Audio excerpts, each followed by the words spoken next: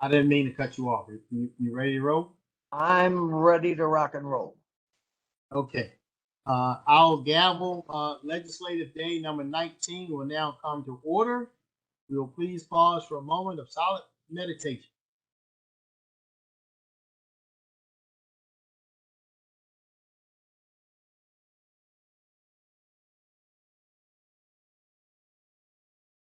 Okay, I will now call upon Councilman Quirk to lead us in the Pledge of Allegiance.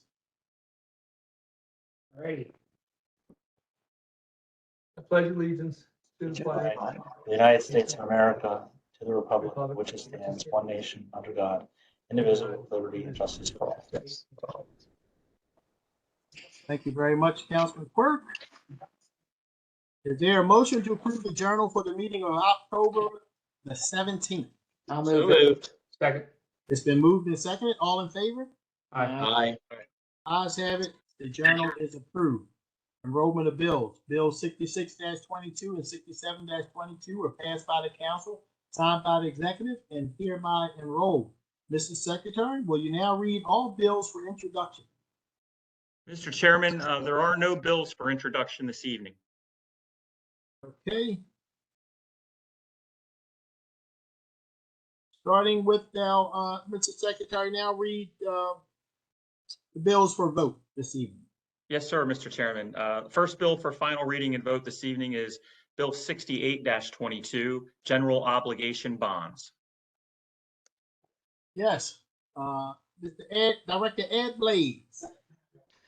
Yes, good afternoon, Mr. Chairman, members of the County Council. The administration is requesting your approval of the annual bond ordinance that authorizes the issuance, sale, and delivery of up to $320 million in short-term bond anticipation notes or bands, which includes $70 million for consolidated public improvements or CPI in the capital budget, $250 million in the Metropolitan District Fund to finance water and sewer projects, up to $320 million for the associated issuance of long-term general obligation bonds, and $3,220,984,000 in refunding callable bonds issued by the county between 2009 and 2022. The $70 million bond issuance for consolidated public improvements includes $25 million for schools, $25 million for public works, $5 million for the community college, $5 million for agricultural land preservation, and $10 million for waterway improvements. The Office of Budget and Finance will be selling the bonds at a competitive bid, except for $5 million in the ag-pres bonds that may be designated for agricultural property owners according to the installment purchase agreement program, and any bonds designated as finance from Maryland Water Quality Financing Administration. In preparation for the submission of the bond ordinance, we did have Public Resources Advisory Group, or PRAG, update our annual debt capacity and control analysis, and the PRAG reports that we are within our legal debt limits, and they also review our compliance with debt affordability guidelines established by Spending Affordability Committee, and we are within those guidelines as well. I'll be happy to answer any questions. Any questions or comments from the members? Mr. Chairman. Yes. Yeah, very quickly, Ed, did you say that we're borrowing money that was approved by the voters all the way back to 2008? Did you say that? Well, we are requesting approval for any bonds that were issued to refinance any bonds issued that could be back to 2009 through 2022. So if we have an opportunity to refinance any of those and save money, we certainly will. Yeah, and these are monies that aren't spent. Those are monies that are spent. They have been issued, Gotcha. yes. Right. So it's just like refinancing your house. It's just if interest rates are favorable, which things don't look like they may be. Yeah, I don't think so. If they are favorable, then we will take the opportunity to save the county some money. Good. Thank you very much. Any additional questions or comments from the members? And anyone looking online, first of all, Director Blades, I want to thank you so much for bringing to our attention the borrowing brochure, which makes it very simple and a lot of detail for the citizens. So if anybody's watching and you want more information on our borrowing, I just put the link in our chat. Borrowing documents with the brochure. You can look at it and see what it's all about, how we do it. I like to guess always tell people it's your money. We're borrowing it in your name, so you have to co-sign to it by approving it. That's what my real simplistic point. But you in the brochure makes it very, very clear. So thank you. Let's see, Mr. Secretary, please call the roll on Bill 68-22. Yes, sir, Mr. Chairman. Mr. Jones, Aye. Mr. Marks, Aye. Mrs. Bevins, Aye.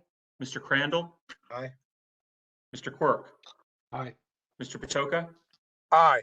Mr. Katz. Aye. Guys have it. Bill 68-22 is passed. Mr. Secretary, next bill. Next, Mr. Chairman, is Bill 69-22. This bill was withdrawn by the administration or at the request of the administration prior to the meeting. So then that leads us now into Bill 70-22, Current Expense Budget, American Rescue Plan, ARPA Workforce. Okay, Director Howie. Good evening, Mr. Chairman, members of the board. The administration is requesting approval for a supplemental $96 million as part of our second state ARPA workforce grant. As you recall,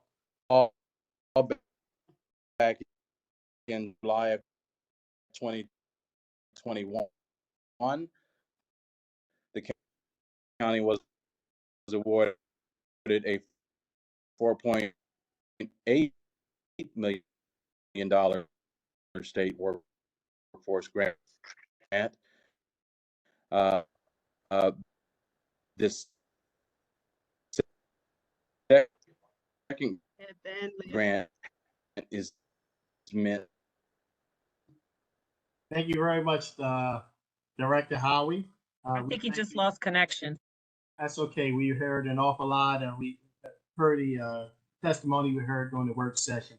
I think we all get it, and we appreciate him being here. Are there any questions or comments about Bill 70-22? Mr. Secretary, please call the roll on Bill 70-22. Mr. Jones, Aye. Mrs. Bevins, Aye. Mr. Crandall, Aye. Mr. Quirk, Aye. Patoka, Aye. Mr. Katz, Aye. Mr. Marks. Aye. Ayes have it. Bill 70-22 is passed. Mr. Secretary, next bill, please. Thank you, Director Howie.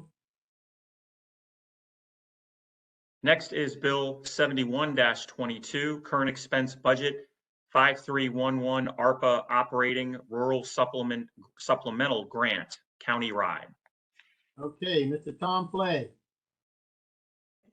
Sir, Mr. Chairman, it's DeAndrea. I was able to make it tonight, so. Okay, Wow. fantastic. Good afternoon, Chairman and members of the council.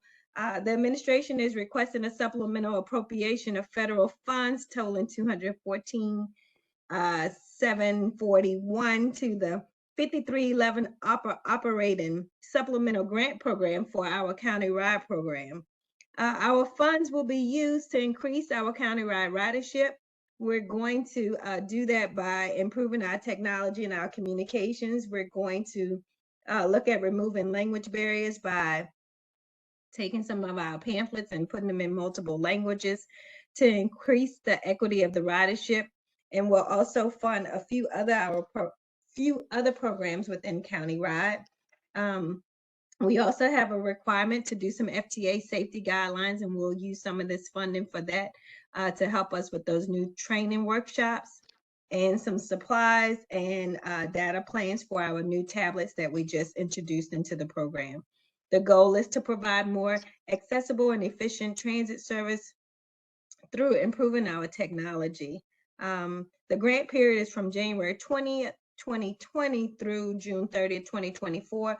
We are not required to have matching funds for this grant. I'll take any questions that you may have. Any questions or comments from the members? Well, Ms. Walker, it's always good to see you. And I must say that You already made some improvements on the bus that'll go a long way by adding that word free. That's like the universal symbol. We all get that. We know what free ride means, and I think that that'll pay dividends in terms of increasing our ridership. Because a lot of people probably looked at the bus, didn't know what it cost, and didn't understand it, but they understand what a free means, a free ride. So I thank you. If there's no other questions or comments, I'll ask the secretary, please call the roll. Mr. Jones, Aye. Mr. Crandall, Aye. Mr. Quirk, Aye.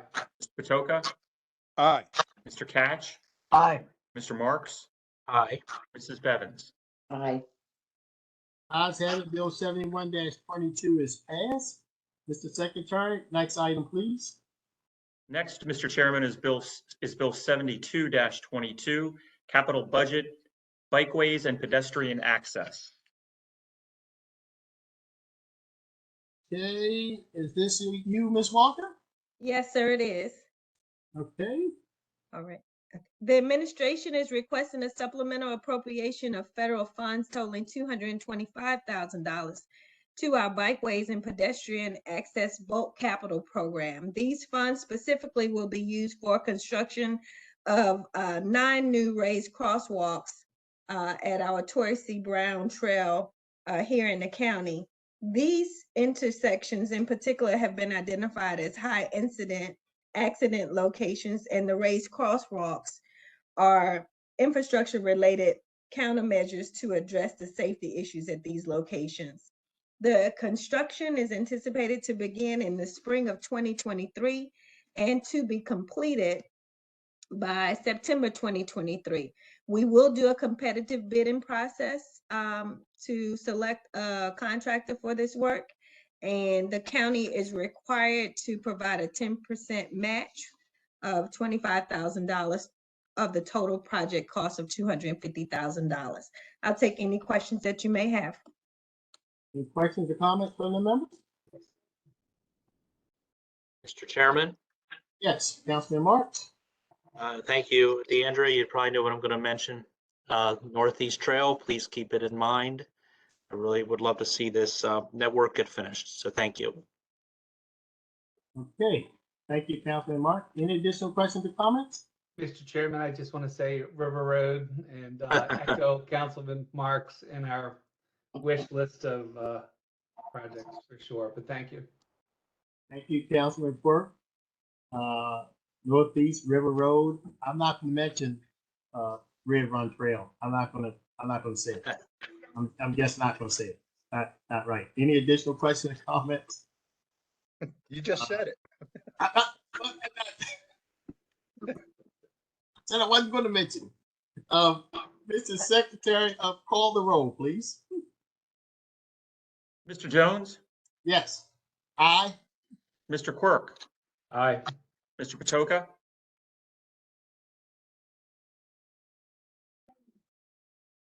Mr. Patoka, You may have lost Councilman Patoka. I think we did, Mr. Chairman. I'll skip Mr. Patoka. Mr. Catch, Mr. Chairman has done this before where he says he's not going to mention something, then mentions it. So anyhow, but I vote aye. Mr. Marks, Aye. Mrs. Bevins, Aye. Mr. Crandall. I'm not going to mention my vote, but I vote aye. Aye. Bill 72-22 passes. I guess that's what happened, Councilman Crandall. You can appreciate it when we think out loud, those sort of things happen. Mr. Secretary, next bill, please. Okay, I think we'll note that Mr. Patoka unfortunately was off unless he just got back on. He just got back on, Mr. Secretary. I thought so. Mr. Patoka for Bill 72-22.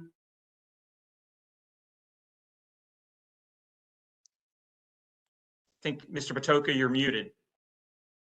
I'm sorry, I got booted for just a second. My apologies to my colleagues.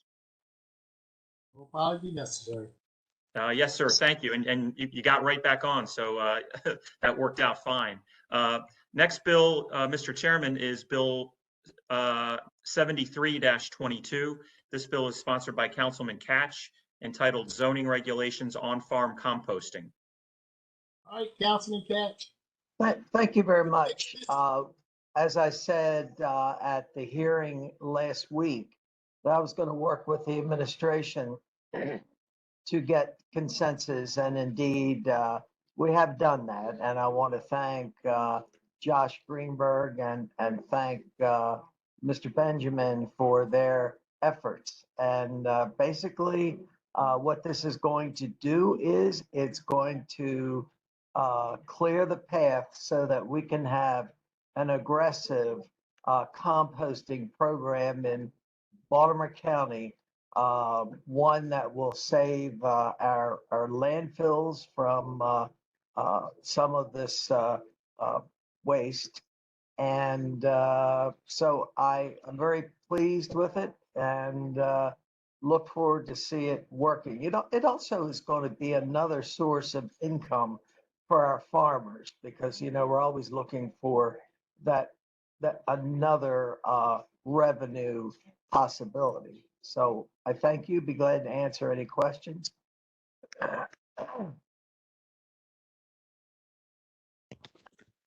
Okay. Thank you, Councilman Catch. Does Mr. Phillips or Mr. Bostwick want to explain the amendments to the bill? I'll be happy to do it, Mr. Catch. Are we ready for that, Mr. Chairman? Yeah, are there any questions or comments about? Oh, I'm sorry. I'm sorry. Mr. Chair, Yes. just a comment.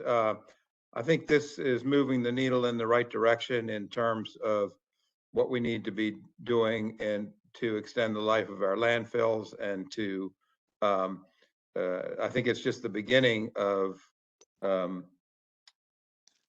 variety of measures that'll extend the life of our landfills and move us into more sustainability. Appreciate the good work of Ms. Rogers and the team on working with the solid waste work group, as this is one of the measures that was discussed and an area we need to move towards with a tremendous amount of public awareness and public education, similar to what was done in recycling over the past 20, 25 years to make that more the norm than the exception. So kudos to Councilman Catch on this. Thank you. If no other questions, Mr. Bostwick, you want to, are we talking one amendment or multiple? It's essentially one amendment, Mr. Chairman, but it encompasses the entire bill. Okay. The amendment essentially it adds the RC7 and the RC8 zones as a zone where the use is permitted by right. So the only zone that is excluded in the RC zones is RC5, which I think, as Mr. Catch explained at the work session, is predominantly a residential resource conservation zone. So it adds RC7 and RC8. The amendments also really streamline the bill, Mr. Chairman and council members. The original draft of the bill that was introduced had a number of provisions in the bill that took from the state code, as well as primarily really the state regulations related to on-farm composting, which are located in COMAR section 26.04.11. And rather than creating any preemption issues or anything that might even remotely be inconsistent with the state regulations, we took out a lot of what was in the bill and streamlined the bill to state merely that the uses permitted in the zoning regulations in those RC zones and must be in compliance with the relevant section in the environmental article of the annotated code, as well as the applicable regulations in COMAR section 26.04.11. So that's really the primary amendment. The other amendment would permit, where these are permitted, it would permit storage in appropriate containers that might include a shipping freight container or truck trailer, again, where the use would be permitted already, and it would not constitute a trucking facility, truck stop, or garage, as those terms are defined in the regulations. So that's the sum and substance of the amendments, Mr. Chairman. Mr. Bostwick, also RC 20 and 50 are not included in the bill. That's correct. I'm sorry about that oversight. Yes, we did not include that. I mean, that on purpose, obviously. So any questions or comments from the members? Guess we'll vote on the amendment first. Mr. Secretary, please call the roll on the amendment to Bill 73-22. Just need a motion and a second, Mr. Chairman. There a motion for the amendment? So moved. Second. Moved and seconded. Mr. Secretary, please call the roll on the amendment to Bill 73-22. Mr. Jones, Aye. Mr. Patoka, Aye. Mr. Catch, Aye. Mr. Marks, Aye. Mrs. Bevins, Aye. Mr. Crandall, Aye. Mr. Quirk. Aye. The ayes have it. The amendment to Bill 73-22 is passed. Any additional questions? Is there a motion to approve So moved. 73-22 as amended? Second. So moved. So moved and seconded. Mr. Secretary, please call the roll on Bill 73-22 as amended. Mr. Jones, Aye. Mr. Catch, Aye.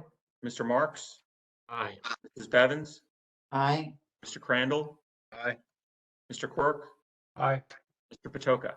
Aye. The ayes have it. Bill 73-22 as amended has passed. The council will now consider. Okay. The council will now consider all fiscal matters. Extensive testimony was taken at the council's work session on November the 1st.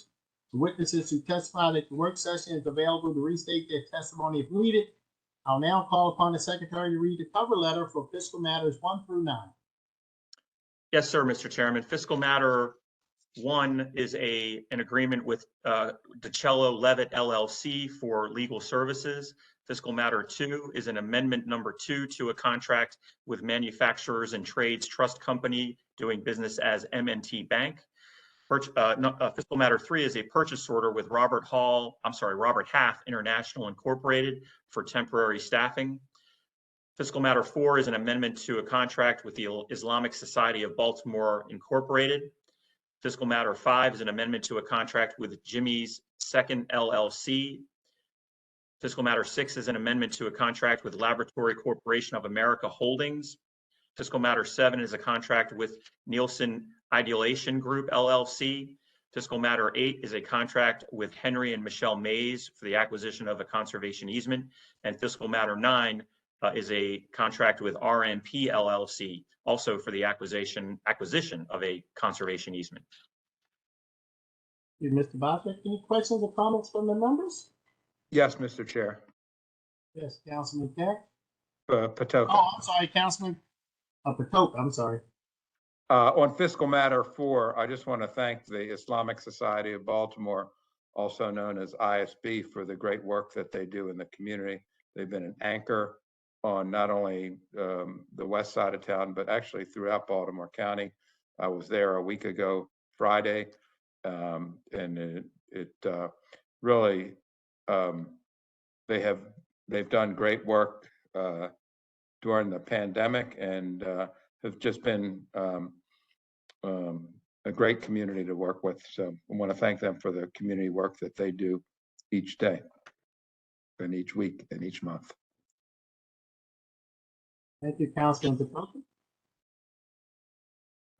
Okay, there's no further questions or comments. Is there a motion to approve fiscal matters 1 through 9? So moved. There a second? Second. It's been moved and seconded. Mr. Secretary, please call the roll on fiscal matters 1 through 9. Mr. Jones, Aye. Mr. Quirk, Aye. Mr. Patoka, Aye. Mr. Catch, Aye. Mr. Crandall. Aye. Mrs. Bevins, Aye. Mr. Marks. Aye. The ayes have it. Fiscal matters 1 through 9 are approved. We'll now consider all miscellaneous business. Mr. Secretary, first item, please.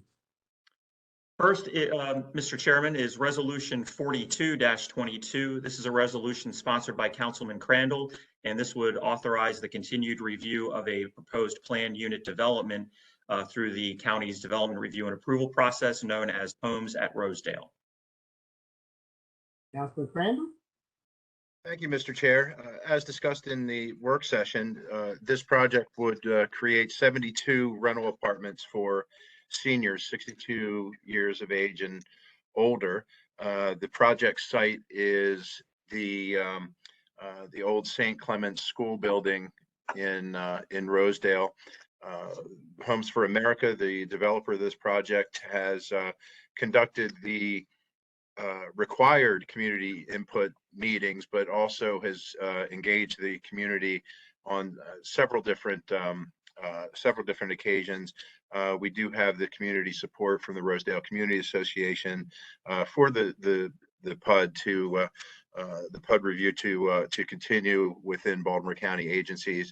And I think, with the Archdiocese of Baltimore selling off or trying to sell off certain properties, this is a good use of the building in Rosedale. We all know what happens to buildings when they sit. They become the subject of vandalism, graffiti, and such. And vacant buildings are not a good sign of prosperity in our community. So I'm proud to present the PUD and would hope for my colleagues' support. I know Councilman Patoka, I believe it was, asked for what the capital improvement benefit would be in this PUD. And the amount is rather small relative to other PUDs that we've seen.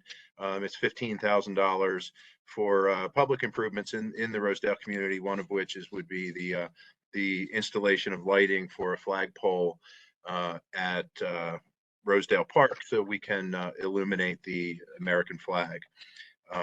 So I think that's all I have for right now, unless any questions from the members. And Mr. Chair, appreciate the time to present it.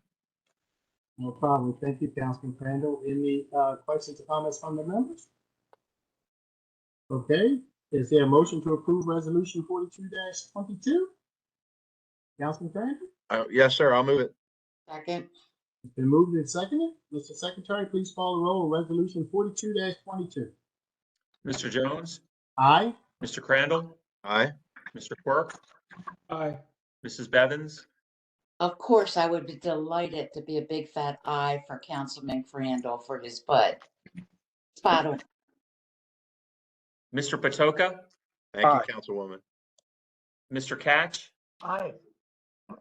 Mr. Marks. Aye. The ayes have it. Resolution 42-22 is passed. Mr. Secretary, next item, please. Next, Thank you, Mr. Chair. Councilwoman Evans. Thank you, Councilman Crandall. Next, Mr. Chairman, is Resolution 45-22. This is a resolution to approve the authorization of the expenditure of non-local funds at the request of the Baltimore County Board of Education. Okay. I believe we have Mr. Tantler.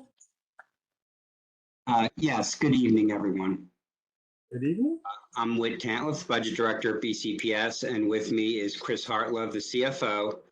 This supplemental appropriation is being requested to provide enhanced compensation to each of the BCPS bargaining units and non-represented employees. The fund balance from the Baltimore County Public Schools General Fund and Food Service Fund is being used as the source for this funding. This additional funding should boost retention and provide strong support towards recruiting external candidates to BCPS. In addition to the already budgeted January through June 3% COLA. This supplement will provide for a 3% cost of living adjustment or equivalent retroactive to July 1st, 2022, covering the period July through December. Also, an additional step or equivalent will be given to each bargaining unit retroactive to July 1st, 2022 for all staff hired prior to 7/1/2022 and for all employees regardless of their hire date as far as TABCO, our teachers union, goes. That's all I have, and we would be happy to take any questions. Thank you very much. Are there any questions or comments from the members? Mr. Chairman? Yes, Councilman Katz. Yes, thank you very much. Very quickly, as I did a week ago, I first of all want to say that I think that this will help us to retain some teachers, but I think the main thing that needs to happen is we need to develop programs to support our teachers. And I hope that that message got to the superintendent and the members of the board from the meeting last week. It is just so vitally important that we do that. Thank you. Thank you, Councilman Katz. Any additional questions?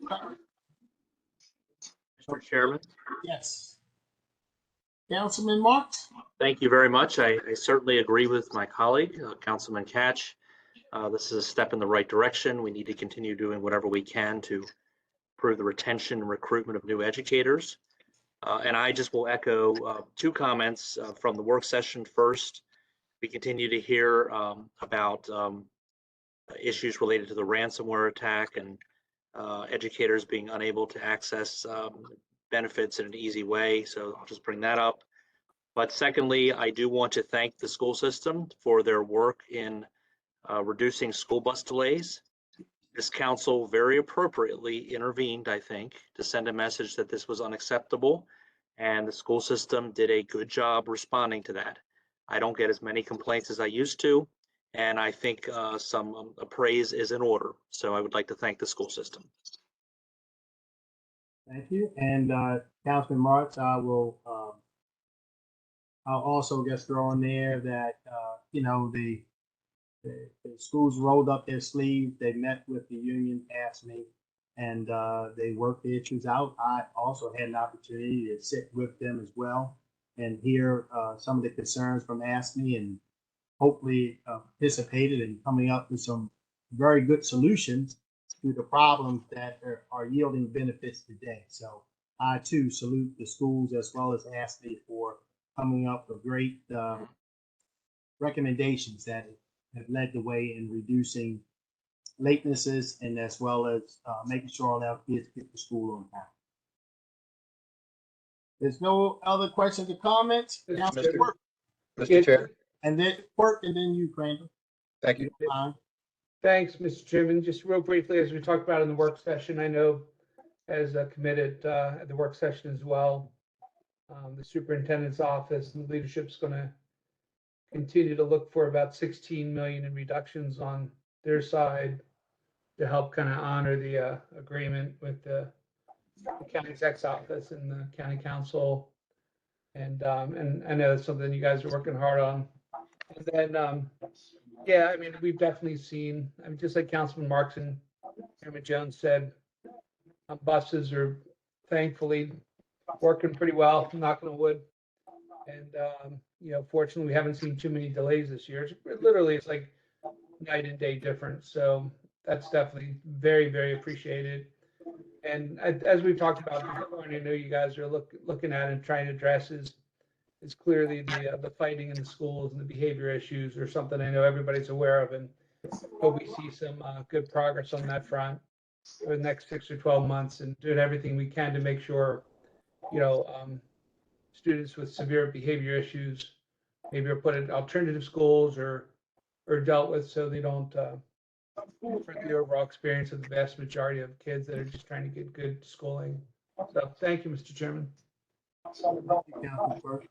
Any additional questions or comments? Oh, I'm sorry, Councilman Crane. Yes, sir. Thank you, Mr. Chair. I just wanted to mention, I know that we have two representatives from BCPS here in the meeting, and they're on the financial side of the agency. I I get that, but I know that they talked to the superintendent and the other folks in charge. And I wanted to bring up, and I agree, by the way, with everything that my colleagues have mentioned. But one of the things that hasn't been mentioned that I think that should be is the what we call the behavioral climate in schools. We're seeing more and more violence. We're seeing fights among students, and I think it's happening all over Baltimore County in our in each of our districts. And I've talked to the superintendent about this. I've talked to senior staff about this. Tony Bazemore, always good to give Tony Bazemore a shout out for the work that he does for us. He facilitated a meeting with a principal and some of the other folks in BCPS. And I will give BCPS credit for acknowledging that we have a problem. I think that there is a sentiment out there that that these issues are swept under the rug and that students aren't being disciplined. I did learn that it's a sad statistic, but I did learn at one of our middle schools that I think it was 10% of their student body had been suspended already. School just started in September, so we're seeing. And there is an acknowledgement by the superintendent, by BCPS, that there is a problem. They are going to work on the problem. I think it's something that they're working on every single day. You know, I learned a lot by just having this communication with the superintendent and his staff. They are a little bit, not a little bit, but they are hamstrung by state law that prohibits them from naming students and then what a disciplinary action might be.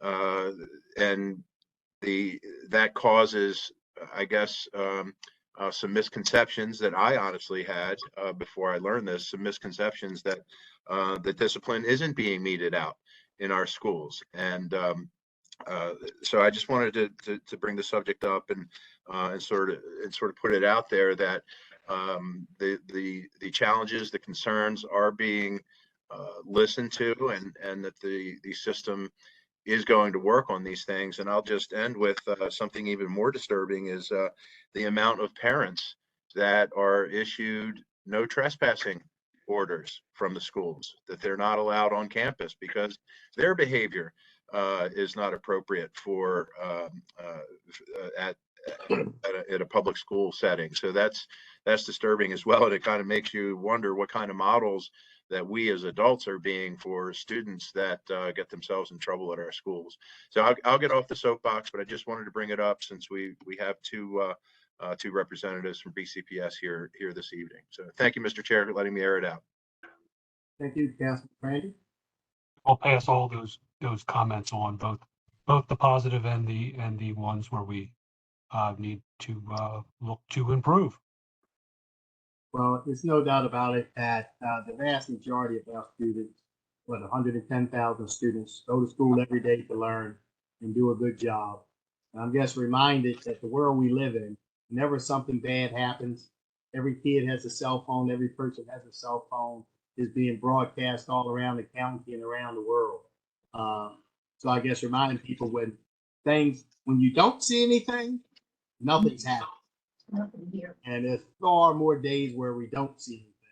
So I appreciate all the work that's being done in the school. Is there a motion to approve resolution 45? I'll move it. Second. It's been moved and seconded. Mr. Secretary, please call the roll on resolution 45-22. Mr. Jones, Aye. Mr. Crandall, Aye. Mr. Catch, Aye. Mr. Patoka, Aye. Mrs. Bevins, Aye. Mr. Marks, Aye. Mr. Quirk. Aye. The ayes have it. Resolution 45-22 is passed. Mr. Secretary, next item, please. Thank you. Next, Mr. Chairman, is resolution 46-22. This is a resolution sponsored by Councilwoman Bevins, and these are actually pretty rare these days because of a change in state law I think last year. This is a property tax exemption refund for a disabled veteran, Mr. James T. Hawkins, who, as a disabled veteran, is entitled to a refund under state law. It's my honor to move the resolution. Second. It's been moved and seconded. You're right, because of the change in state law, this is rare, but once upon a time, we have 8 attendees every meeting. It's been moved and seconded. Mr. Secretary, please call the roll on resolution 46-22. Yes, sir. Mr. Jones? Aye. Mrs. Bevins? Aye. Mr. Crandall? Aye. Mr. Quirk? Aye. Mr. Patoka? Aye. Mr. Catch? Aye. Mr. Marks? Aye. Ayes have it, resolution 46-22 is passed. Mr. Secretary, next item, please. Next, Mr. Chairman, is Resolution 47-22. This is a resolution requesting that the council support an application by the state of Maryland for the designation of a regional institution strategic enterprise, or RISE zone at Towson University for introduction only this evening. Thank you, Mr. Secretary. Is there any further business to come before the council? There is no further business, Mr. Chairman. Any additional comments from the members before we adjourn? Councilwoman Bevins? I just want to wish everybody good luck tomorrow. Thank you. Okay. Thank Very you. much, Councilwoman Bevins. Chairman Jones? Yes, Councilman Burke? Yeah, just really briefly, just wanted to just mention that Louis Diggs recently passed away.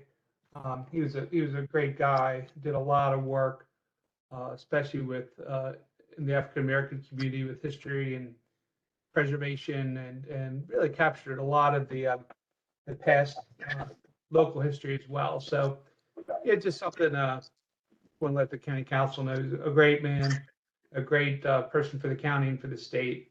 So I just did want to mention he recently passed away. Thank you, Mr. Chairman. Thank you, Councilman Burke.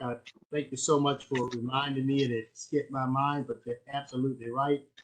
Mr. Diggs has been our, basically our chosen historian here in Baltimore County. He's done an awful lot of work for the county. He has written several books. A couple of books was commissioned by the county that he wrote. And he really did a wonderful job of keeping our history alive here in Baltimore County, especially in the African American community. So thank you so much for that reminder and that shout out. Anything else? Mr. Chairman, I agree with you. He was a real treasure, and he will be missed. Absolutely. So without objection, we will do a all council resolution at his ceremony, recognizing him post-posthumously. Okay. Is there a motion to adjourn the meeting? I'll move it. Second. We moved in second. All in favor, say aye. Aye. The meeting is adjourned. As is customary, anyone who is registered to speak online prior to the meeting would be allowed 3 minutes to speak. And Ms. Del Castro, I understand there's no speaker. That is correct, Mr. Chair. All right, we are adjourned. Everyone have a good night. Thank you. Have a good evening. Everyone. Thank you, Mr. Chairman. Good night. Thank you all. Good luck, everyone. Good luck. Take care. I should be asking Ms. Bevins, you and Mr. Perk, what are you guys going to be doing tonight? I know what we're going to be doing. We're probably going to put up some signs or something. Nope, not me. How about you, Tom? He left. He's already gone. Kathy, does that mean you're not putting my signs out tonight? I am not, Todd. I am not. Oh, geez. But I might come around to some of your precincts and try to get some free donuts in the morning. Okay. You're welcome to it. Okay. Good night, Good night, everybody. everyone. Good night, Thank everybody. you.